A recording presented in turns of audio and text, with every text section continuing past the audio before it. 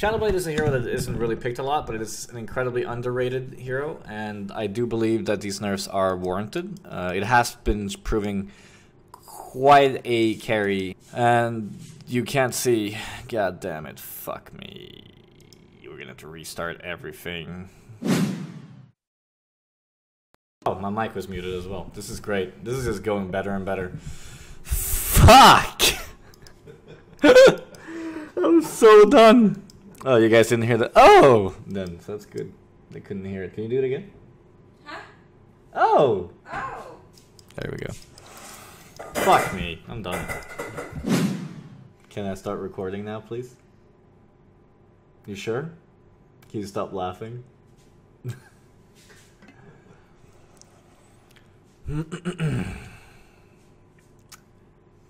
Alright guys, hello and welcome back to part number 2. Can you go out to the balcony today?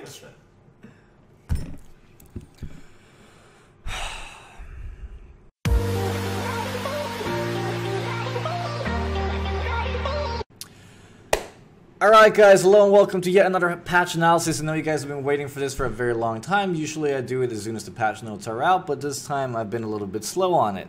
Now, I'm not going to come up with any excuses or say reasons, we're just slow on it, let's just stick to that. So, let's talk about the patch. Now, the features and UI improvements I can't really talk about because I haven't seen them yet, and there's no way of me to give any sort of feedback on something I haven't seen. Because you can't really say that, oh yeah, UI looks great. It's not the same thing as a rework. So anyway, Geomancer is now a ranged hero, and all of his spells have been pretty much reworked. As you can see here, we got 3 of them. His dig has gotten a tiny bit nerf of damage at the max level, but overall it's been balanced to be better at individual levels. Level 1 does 30 more damage than before. As for Earth's Grasp, the W, you now launch a wave of grounded energy towards it, dealing 80, 100, 120, 140 magic damage and impact, and applying Earth's Grasp to units hit for 4 seconds. And Earth Grasp is pretty much the old E, where the damage is done per second to the target. Now, if they're moving, the magic damage is reduced by 50%. But at maximum damage, it can of course do 240, along with the 140, so a total of 380 damage at a maximum if they take the full damage from the Earth's Grasp. So quite a heavy nuke, pretty much the same as before. And then, of course, we got Geostock. Now, this is one of the spells that is really, really interesting. Upon use, Geomancer bursts into the ground for the next 30 seconds. This allows him to see moving enemies, including stealthed units, as red dots through fog within a radius around himself, but reduces his sight range to 400 and changes his attack range to melee. So basically, you'll be able to see all heroes around you with a 1200 radius as red dots, and if you're closer to them, you can actually see them completely. You're also invisible while buried, but if you're close to someone, then they can see you. So basically this spell allows you to simply just move around and get things done all over the map without being spotted. So it's basically like a Riptide invisibility, except even better. Now, your ultimate upon use immobilizes target enemy for 2.5 seconds, which means he'll take the full damage from your Earth's Grasp, and you can hit him while doing so, but he can still use spells and do stuff. When the immobilize wears off, applies a 2, 3, 4 seconds stun to all enemies around targets. It's the same thing as before, except that you have a very long delay before it blows up, and you can kill a smaller hero easier. It also deals 50, 75, 100 magic damage per second to enemies affected by the crystal field. Staff, pretty much the same thing. So overall, this rework looks great on paper. I'm very excited to try him out, and I'll be doing that very soon. Probably tomorrow, I think, I'll be trying it out. As for Sandrafe, he's also gotten a rework. Basically, when you use your Q, all of your illusions will simply run towards the same target and attack him. So once you have a Geometer's Bane, once you ultimate, all of those illusions will attack one and same target, which of course, early game doesn't do too much, but the later the game goes, since it does 40% of your total damage, it will deal a fuck ton of damage. And it might be OP, but I don't know, I haven't tried it, I will see. You also have, using this ability to spawn 2 Sandstalkers, which is one of your other abilities, also makes you invulnerable. So you can basically disjoin Hag ultimates or Andro stuns or whatever. So it's also a disjoin ability, and if you look at the mana cost, it costs nothing. Absolutely nothing, and the cooldown is very short, so you'll be able to disjoin a lot of things, making Sandrafe a little bit more, have a little bit more survivability in the early game. As for your ability free, it now gives attack speed to you and all your illusions under your control, which allows your illusions to deal a lot of damage, and you as well, so you buff everyone, yourself, your illusions and you attack the same target. So overall, Soundwave looks very strong on paper as well. I'm excited to try him out as well. Now, this is how far we got last time I was going to do the patch analysis before I had to cancel it. Tremble looks really broken on paper, and I will explain why. The Q is pretty much the same thing as before, except it does a little bit more damage. So we're not going to talk too much about that. Summon a swarm of bugs for 5 seconds, deals a lot of damage to people inside the radius, which is a very small radius, like a Merax's stun radius, but still. And people outside deal less damage. Now, creates a Terror Mound at the target location by sending Boris there. The cooldown of this is 10 seconds, and you teleporting to another mound has a 20-second cooldown. So now, get this straight. The range of this Terror Mound is global. You can place a mound anywhere on the map every 10 seconds. You can teleport to these mounds every 20 seconds.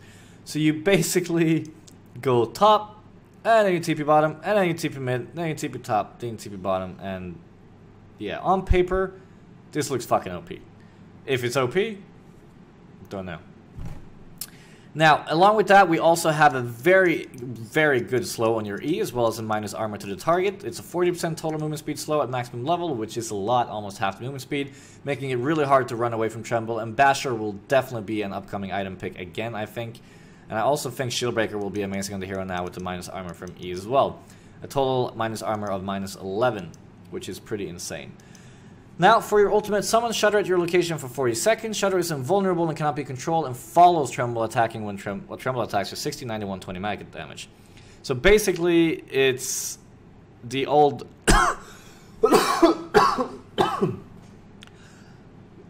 Sorry. We had some workers do some work in the condo today with paint, so it smells a lot. Like a lot.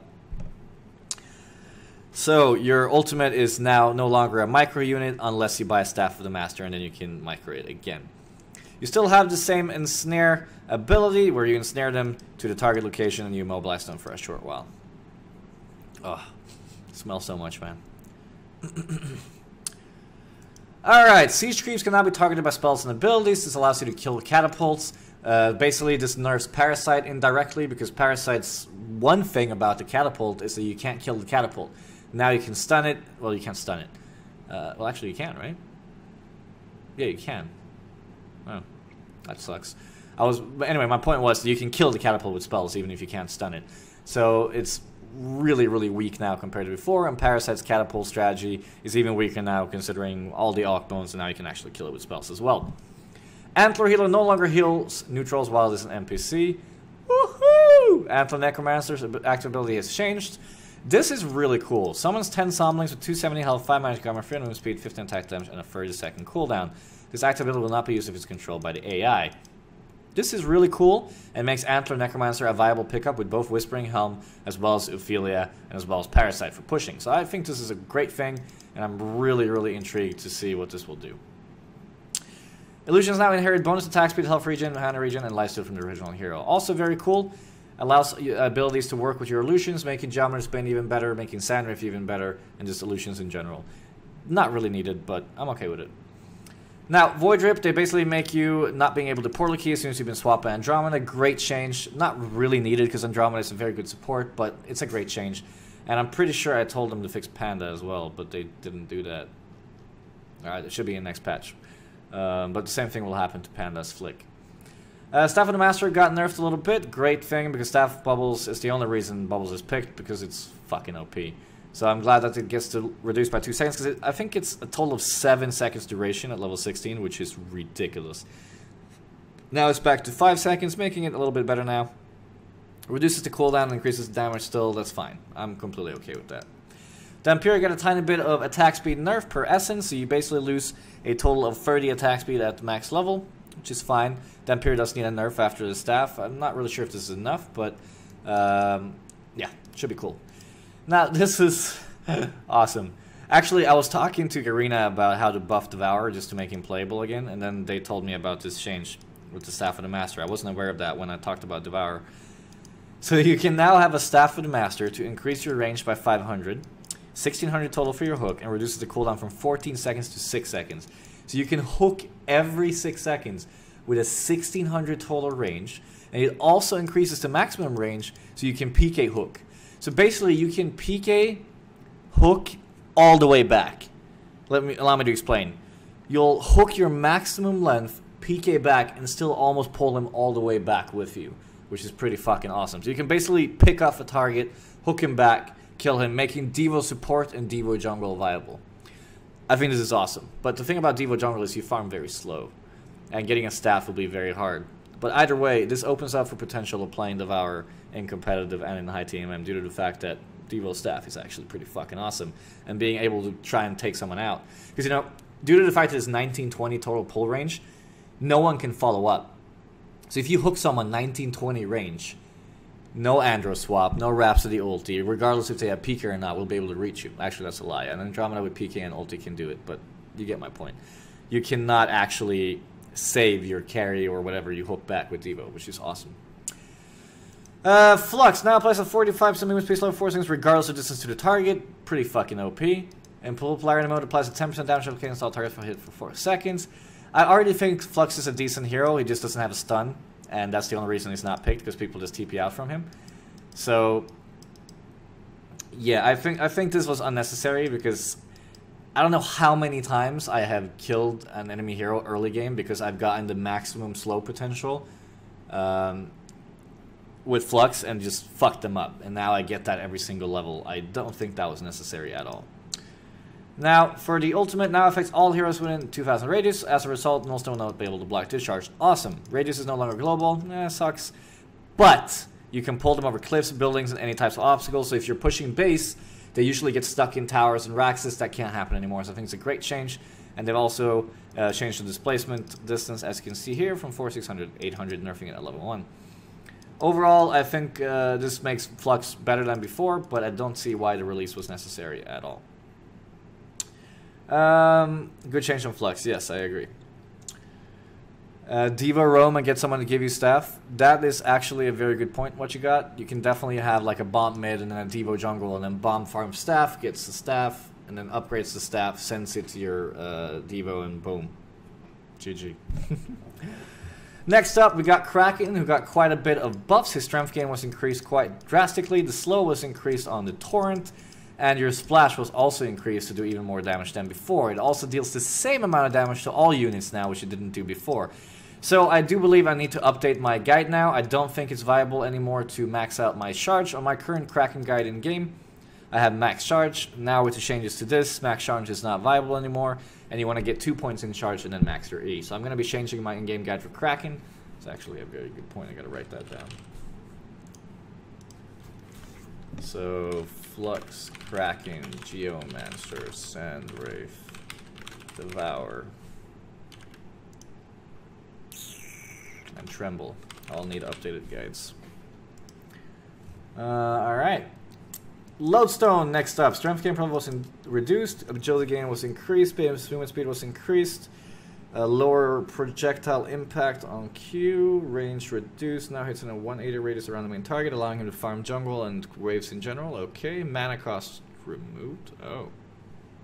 Interesting. Now passively blocks 10, 20, 30, 40 physical damage from attacks. Does not stack other forms of damage. Now can reduce the next instant of hero damage over 150 by 30%. So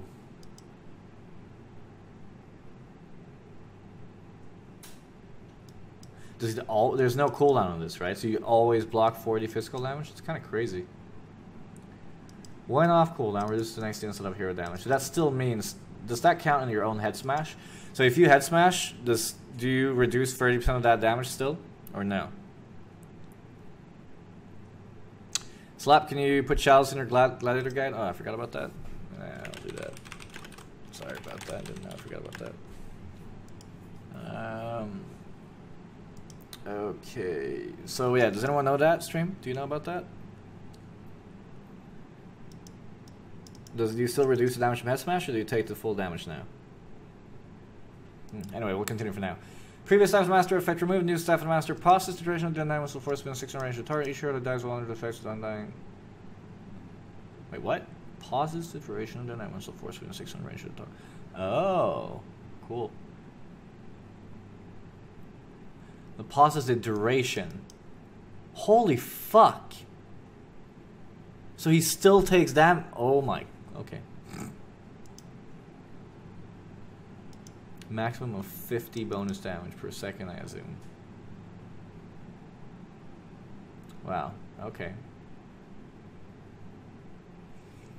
So basically, you can have like a permanent staff, a permanent ultimate. Pretty sure that Hazmat still works the same as just AoE now or whatever. Okay.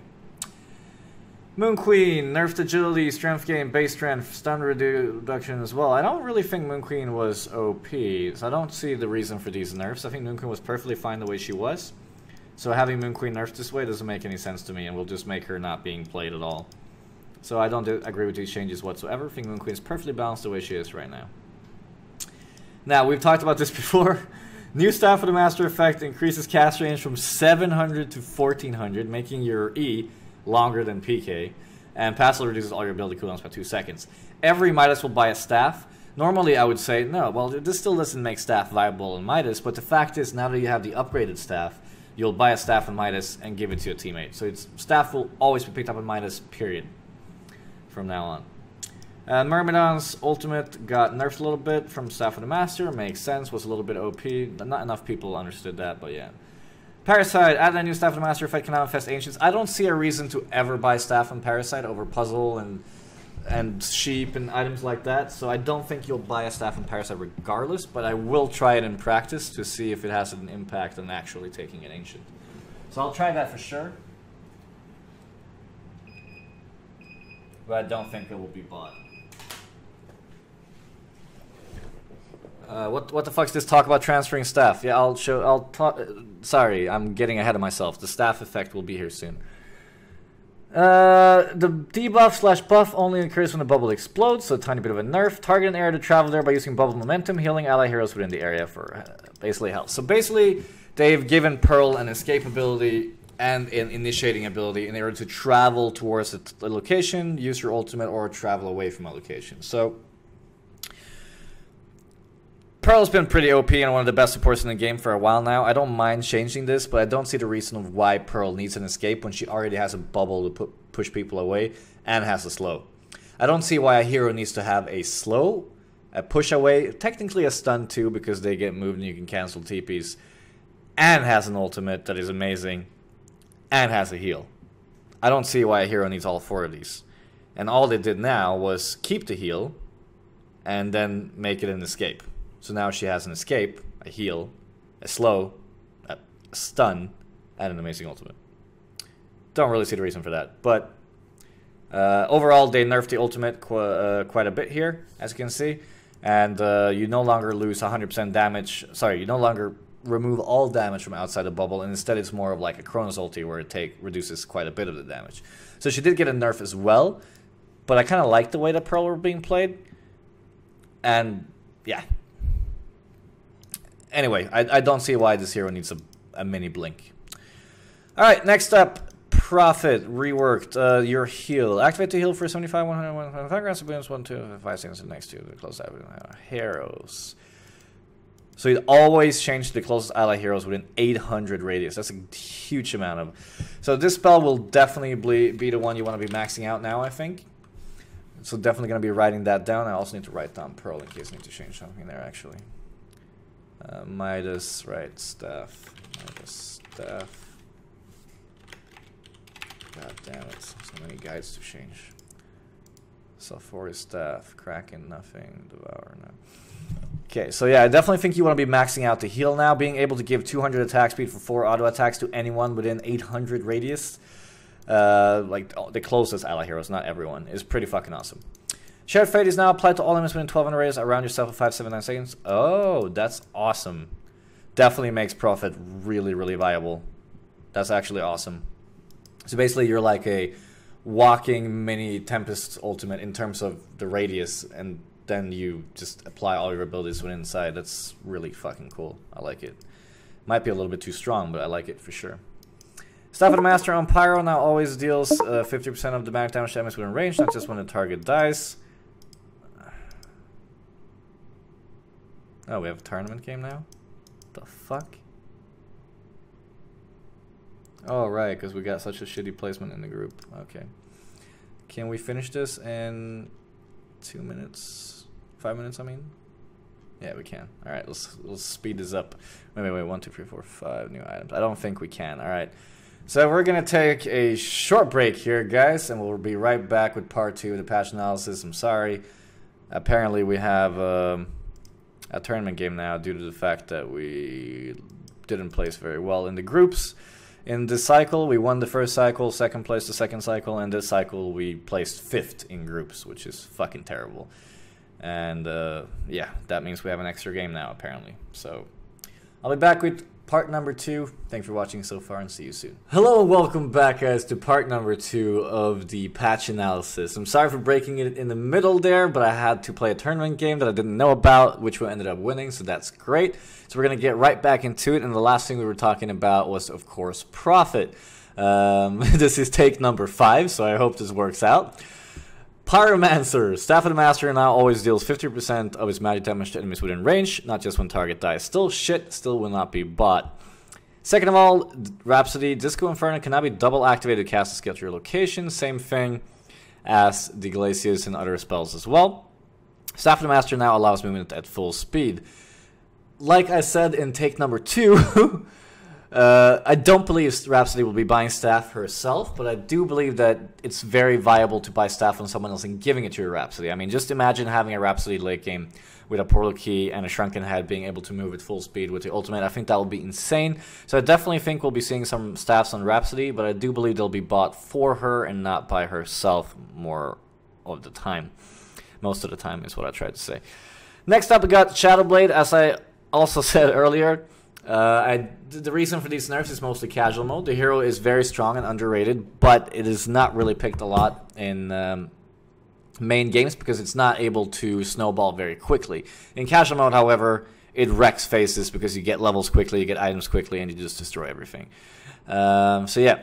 Alright, next up, one of my all-time lovely heroes. Solstice got a strength increase, strength gain increased, and then got reduced stats and agility intelligence. Next up, the stun finally got a buff, which means you can actually charge from longer distances now, which makes it possible to actually max E now. The reason for maxing Q before is, of course, the fact that you can charge from a longer distance. Now, level 1 of Q is pretty much as a level 2 of the old one. So I do believe we will be able to max E on Solstice now. I still think you sometimes might want to skill Q just for this ganking, but if you don't, then there is a viable option of going the E instead of Q route. Now, there is a Staff of the Master that reduces the number of hits required for a proc from 3 to 2 and allows you to activate the ability to switch between day and night mode at will. This is very interesting, and I want to try this out, and I'm not going to comment too much about it until I try it. Once again, Solstice is sort of like a semi-carry support jungler, and being able to pick up a staff and give it to your mid-hero is probably going to be viable. But yeah, the strength gain got a massive increase, so I'm definitely excited to try out some Solstice. Next up, we got Chipper. We got some reduced stats on strength and agility gain, and then they increased intelligence gain and intelligence base. Now, this is mainly to just buff his early stats to allow him to just utilize that intelligence and rockets in the beginning of the game, and putting him more in line with other initiators and intelligence heroes that plays early game as an intelligence. So overall, not really a major change, and nothing's really going to happen with these changes. Next up, Voodoo Jester, Spirit Ward. Staff of the Master now also makes the ability non-channeling. The ward lasts for the usual duration of 8 seconds and disappears if Voodoo Jester gets stun silenced or dies. Also really, really interesting, but you gotta think of the fact that with the old Voodoo Jester, all you really did was place an ultimate, and then you did a shroud, and then you hid. And I don't really see how much of an impact this staff will have, like this change will have. I still think it's equally viable picking up a staff now as it was before. So I still think just as before, you'll pick up a staff as soon as you can in Voodoo, but I don't think it will make you want to get it even more because it's still the same thing. You'll get a few extra auto attacks in, but that's pretty much it. Either way, I think it's a great change, and it does give you a little bit of extra mobility while ulting. So it's a good change, and it just makes staff even more viable than before. Next up, Metamorphosis added a new Staff of the Master effect, now permanently turns into a wolf and passively gives you all the bonuses of this ability except for the movement speed bonus. This includes a lower base attack time, extra health, and critical strike. Activating the ability grants you and your units max movement speed and unit walking for the usual duration. This is a great change. I don't think we'll be seeing any Staff of the Masters on the War Beast, but I think we'll be seeing staffs given to War Beast. The reason for this is that you'd much rather have like an early puzzle, shrunken, demonic, Bastard Shieldbreaker, you name it, over an actual Staff of the Master. However, this is an incredible change, and being a permanent wolf is really good. So I do think this is a hero you want to prioritize giving the Staff of the Master effect to. This is irrelevant. Now, here's what I've been talking about throughout this whole patch analysis is, of course, the upgraded staff. Basically, you pay an extra 1,500 gold in order to give a Staff of the Master to another hero. That means that you can buy it on... Right now, Bombardier is one of the most popular mid-heroes, and he farms incredibly quickly. Now, being able to accumulate a Staff of the Master in about 15 minutes, and then just an extra 1,500 gold, means that you can pretty much get a Staff of the Master on 2 heroes by 20 minutes. So imagine having Pebbles and Bomb on the same team. Bomb farms an upgraded staff in 20 minutes. Boom, you now have a Pebble staff, and bam, you just won the game. Another example, Tempest Bomb, you now have a Tempest with an early staff, etc., and it's pretty crazy. So this new staff opens for a tremendous amount of changes in terms of drafting, as well as just combinations of abilities. So really excited to try this out. It is OP though, like period, but it's also something you can buy on every team. So even though it's the same like Shrunken. Shrunken is the most OP item in the game, period. It has magic immunity, for God's sake. This is a similar situation because everyone can buy it and every team will have a staff hero, so it's balanced because everyone can buy it. It may be nerfed in the future in terms of gold, but we'll see. Because you might be able to get it way too fast. Can Boo Boo give staff for someone else? Boo Boo. What? Next up, we got Mad Fred's Brass Knuckles. 1200 gold total, 15 attack damage. Free strength, 6 agility, and free intelligence. Passively gains 4 bonus attack damage whenever you score a hero killer assist, up to a max of 5 stacks. This is an incredibly cheap item in order to gain a total of 35 damage, free strength, 6 agility, and free intelligence, as well as 15 movement speed. So this item is OP for its cost, guaranteed. I mean, the Slayer is what, 44 damage for 2,200 gold?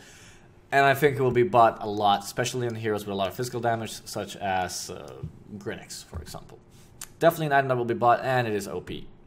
Now, another item, passively grants plus 70 attack damage. Double activate or target self to consume Corrupted Sword and permanently gain 35 attack damage. This affects stacks. This is a great late game item. The problem about HoN is that nowadays when you reach a 6-slotted carry, which you do very early nowadays, like 35, 40 minutes sometimes even, you're actually able to buy something that gives you late games. You can actually keep farming on carries now, except just give up. Because they removed the ability to have a courier on your carry in order to buy a sheep on the courier, fly around, sheep targets. So you can't do that anymore, and now they have this instead to add damage to yourself. So I think it's a great item. I love it, and I'm happy to have it in the game. And it gives some sort of incentive to carriers to keep farming throughout the whole game. Counter pick phase duration increase from 20 seconds to 40 seconds. No longer has a team shared pull of extra picking time. Good change, I like it. Mid-wars, don't care. Avatars. That seems to be it. Yes. Okay, so that seems to be the whole patch. I hope you guys have enjoyed my thoughts on this patch and the analysis, and that you found a lot of these things useful. Player, reference types, magic. Yeah, okay, that's it. So yeah, thank you guys very much for watching this on YouTube and / or Twitch. I will see you all in the next video on YouTube, of course. Don't forget to subscribe, which you can find at the end of this video, and follow all my social medias, and see you in the next video. Thank you very, very much. Goodbye. Nightmares creep while you and me repeat. This bittersweet heat is suffocating. Waiting and always hesitating. Kryptonite desires set my heart afire.